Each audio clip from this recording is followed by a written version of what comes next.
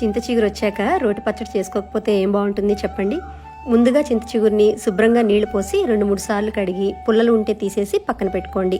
ఇప్పుడు ప్యాన్లో పల్లీలు దోరగా వేగాక నువ్వులు కూడా వేసి వేయించి పక్కన పెట్టుకొని ప్యాన్లో నూనె వేడి చేసి కొన్ని మెంతులు వేసి వేయించి 1 స్పూను ధనియాలు, 1 స్పూను జీలకర్ర, 1/2 స్పూను ఆవాలు, మీ కారంకి సరిపడా ఎండుమిరపకాయలు, కాస్త కరివేపాకు వేయించి పక్కన పెట్టుకోవాలి. అదే ప్యాన్లో కడిగి పెట్టుకున్న చింత చిగురు, కొద్దిగా పసుపు, మీ రుచికి తగ్గ ఉప్పు వేసి ఇలా మగ్గాక 2 టమాటా ముక్కలు కూడా వేసి వేయించి పూర్తిగా చల్లారిన తర్వాత రోట్లో వేయించి పెట్టుకున్న దినుసులు, 4-5 వెల్లుల్లి రెమ్మలు వేసి మెత్తగా దంచుకొని మగ్గించుకున్న చింత చిగురు, వేయించిన పల్లీలు, నువ్వులు కూడా వేసి కచ్చాపచ్చాగా దంచుకొని చివరిగా 2 ఉల్లిపాయ ముక్కలు వేసి జస్ట్ చేత్తో అలా కలిపేసి పచ్చడి తీసేయండి. చింత చిగురు పులుపుకి ఉల్లిపాయలు వేసుకుంటే చాలా బాగుంటుందండి. తాలింపు కూడా వేయనవసరం లేదు. ఈ చింత చిగురు పచ్చడితో వేడి వేడి అన్నంలో నెయ్యి వేసుకొని తింటే చాలా అంటే చాలా బాగుంటుంది.